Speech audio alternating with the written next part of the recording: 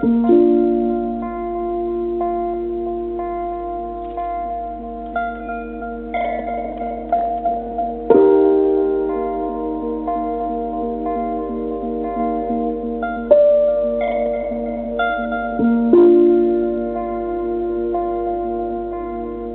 muy difícil. Y es verdad, uno a veces, ahora estamos charlando acá y uno lo piensa tranquilo, pero sí, te tocan situaciones diferentes, situaciones límites, donde vos les hablas una vez, 2 veces, 10 veces, y tal vez no te entiende, tal vez se te escapa un grito, porque no creo que no hay hijos perfectos, por cuanto no hay padres perfectos. Yo a veces me pongo en el lugar también del niño adolescente que me está generando ese problema y a veces, bueno, digo, también un poco lo entiendo, yo también viví.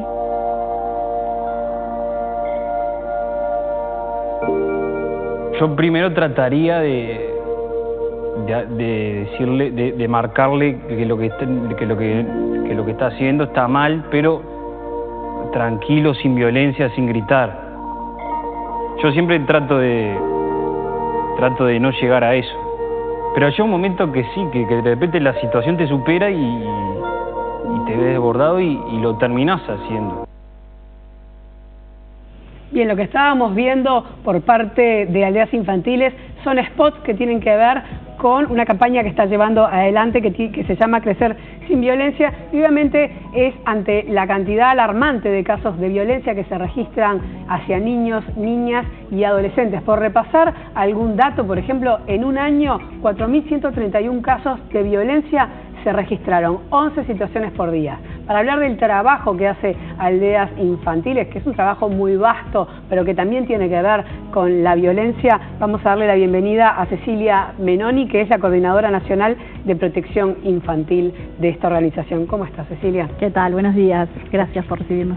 Un placer recibirte. Y hoy recién repasaba los datos, ¿no? 4.131 casos, maltrato emocional 32%, maltrato físico 25%, abuso sexual 23% y negligencia 20%. Es muchísima la violencia. Sí, bueno, parte justamente de esta campaña que estamos impulsando desde Aldeas Infantiles, Crecer sin Violencia, trata eso, ¿no? De visibilizar un tema que quizás para muchos de los uruguayos es un tema que no se constituye como un problema social, como bueno, efectivamente lo es, lamentablemente. Somos un país con pocos niños. A veces no tratamos también a nuestros niños, entonces es importante visibilizar estos temas, ver por qué nos pasa lo que nos pasa, ver qué cosas también podemos hacer, no quedarnos solamente como en la etapa más diagnóstica de los problemas, sino decir, bueno, qué podemos hacer, cuáles son los caminos, cuáles son las vías para ir transformando esta realidad y sobre todo para garantizar los derechos que les corresponden a los niños, ¿no? Recién decíamos fuera de aire, ¿no? Un país donde muchas veces la gente se jacta de que es un país pequeño y de que todos nos conocemos. Si más o menos verdad eso de que todos nos conocemos, pero hay un poco, recién nos pusimos a hablar y tenemos alguna hasta familiar en común.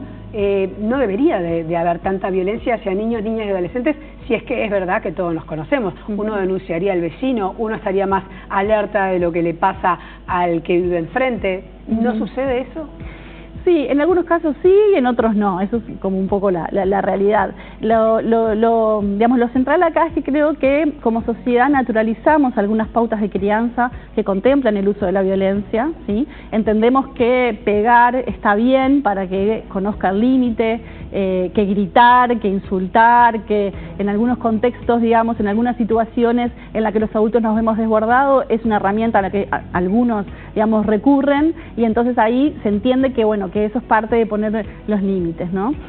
Nosotros lo que tratamos de problematizar justamente es eso, ¿no? Hay otra forma de criar que no tiene que utilizar necesariamente la violencia, que no tiene que ser parte, digamos, de la forma en la cual se vinculan los adultos y los niños, que es necesario repensar también los vínculos de los adultos con los niños, y que como sociedad, digamos, tenemos que tener otro compromiso frente a estos temas, ¿no? Pensar juntos esto, bueno, qué cosas podemos hacer, no solamente el papá, la mamá solo en casa, sino también esto, más en conjunto, ¿no? En conjunto y en sociedad, porque también hablábamos y que parece una tontería, pero no hay escuelas para padres, o sea, ¿no? Es una obviedad. Pero no es fácil ser padre ni madre. Realmente es muy complicado tratar de compaginar el cansancio, la falta de energía, las responsabilidades, las cuentas, la crianza responsable, y eso es lo que luego se ve reflejado en la cantidad de casos, ya sin irnos al extremo del maltrato físico y el abuso sexual, que ya, bueno, es aberrante, sino sobre todo lo que tiene que ver con el maltrato emocional y la negligencia. Exacto, sí. Uruguay ratificó la Convención de Derechos del Niño. Eso en algún sentido vino a hacer un cambio de paradigma en relación a cómo se entiende la infancia, y parte justamente de ese cambio de paradigma entiende a los niños y niñas y adolescentes como sujetos de derecho, y ahí, digamos, queda evidenciada la necesidad de repensar un poco esto que hablábamos de las relaciones entre adultos y niños y las pautas de crianza. Pero como bien decís tú, en muchos casos se ha planteado, bueno, esto, no a la violencia, no a los gritos, no a pautas que utilicen violencia, pero tampoco se ha colaborado, se ha ayudado a los papás a decir, bueno, entonces, ¿cómo lo hago? Cuando me desbordo, cuando siento que no puedo solucionar una situación, cuando quiero un cambio de conducta en mi hijo, bueno, ¿qué tipo de estrategias utilizo para que esas situaciones efectivamente se puedan resolver de una manera no violenta? Claro, ¿y a quién acudo? ¿Con quién lo comparto? La gente, decíamos, ¿no? Muchas veces una madre o un padre que se desborda, luego siente vergüenza, no lo habla. ¿Y con quién hablarlo exactamente, no? Como para esto, como para que haya una devolución. Exacto. Si no tenés un terapeuta privado o una cosa así, no se pone sobre la mesa. Sí, ahí hay algunas experiencias que nosotros como organización de la sociedad civil, en conjunto con INAU, venimos llevando adelante a través de lo que es la implementación del plan CAIF y de los centros CAIF en diferentes puntos del país. Y está todo lo que se llama experiencias oportunas, que es un lugar justamente donde los papás acuden con sus hijos, donde hay un acompañamiento, donde hay un apoyo, y donde se empiezan a generar como nuevas experiencias, donde se les enseña también a los papás, ¿no? No todo tiene que venir dado, ¿no? La maternidad y la paternidad son también construcciones sociales. Obvio. Y eso va cambiando a lo largo de la historia. Entonces es necesario entender el tiempo en el que estamos hoy y cómo esto, quizás si mis papás o si mis abuelos utilizaron algún tipo de crianza que incluía una pauta de violencia, una pauta de crianza violenta, perdón, pero hoy en día puedo, ¿no? Digamos, dejar esa historia atrás y intentar con mis hijos tener otro tipo de relación. Claro, manteniendo los límites y todo eso, que es la parte más difícil de mantener con los chiquilines, bueno, justamente cuando uno no quiere recurrir a la violencia. Y con lo que me decías, es oportuno hablar entonces del trabajo de aldeas infantiles, que el año que viene está cumpliendo 60 años en nuestro país, 70 de existencia, pero 60 acá en nuestro país, y que está esparcido en varios departamentos. ¿Cuál es el trabajo que ustedes llevan adelante? ¿Cuál es la visión que ustedes tienen de cómo están nuestros niños y nuestra sociedad en base a lo empírico, ¿no? Porque otra cosa tiene que ver con las cifras que saca el CIPIAB, que son reales, pero que quizás ustedes ven algo diferente. Sí, nosotros como organización de la sociedad civil venimos justamente eso, próximos a cumplir 60 años trabajando con la niñez y adolescencia uruguaya.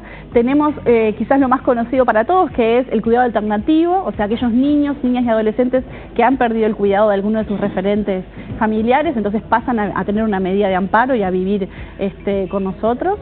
Nosotros ahí tenemos distintas modalidades, no solamente los niños que viven en las aldeas, sino también toda la experiencia también de reintegros familiares y de apoyo a las familias para que puedan recuperar esas capacidades de cuidado. Eso es como toda una línea bastante importante que nosotros llevamos adelante. Y por otro lado, todo lo que es la línea más de cuidado, desarrollo infantil y también desarrollo de jóvenes a través de centros CAIF, que conveniamos con INAU, un club de niños en Salto y un centro juvenil también en Paysandú.